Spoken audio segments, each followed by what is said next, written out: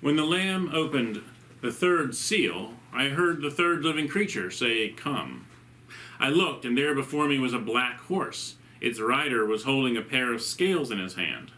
Then I heard what sounded like a voice among the four living creatures saying, "A quart of wheat for a day's wages, and 3 quarts of barley for a day's wages, and do not damage the oil and the wine."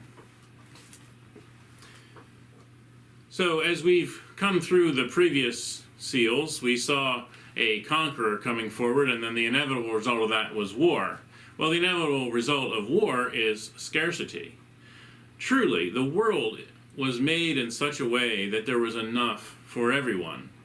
Now, even when we push this with overpopulation, there's still, at least as this far as we've come, there's still enough for everyone. It's just a problem of getting the things from where they are to where they need to be. And oftentimes, things like wars and things like political showmanship cause that not to happen.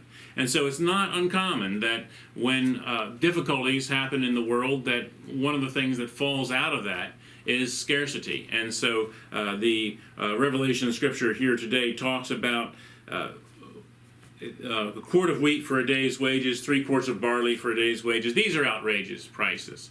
These are the kinds of prices that would make it so that you probably could just barely survive. Even if you could do that, you'd probably wind up in debt if those prices were made into modern day costs.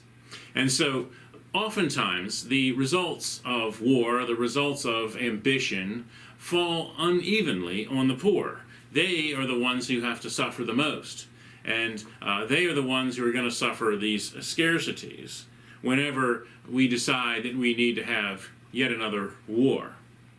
And then it says, "And do not damage the oil and the wine," which is interesting because those are the luxury goods, and they are available, but they're not available to you. They're only available to those who are in the elite, those who are protected classes, those who have some vested interests along with those who are creating the war, those who are creating the conquest and the political turmoil that is creating these scarcities. And so it's a way of expanding the difference between rich and poor, of adding additional privilege. And it seems to happen every time that there's a war. It seems to happen every time that there's upheaval that is used as a way of being a weapon against the poor and a weapon to increase the holdings of the wealthy.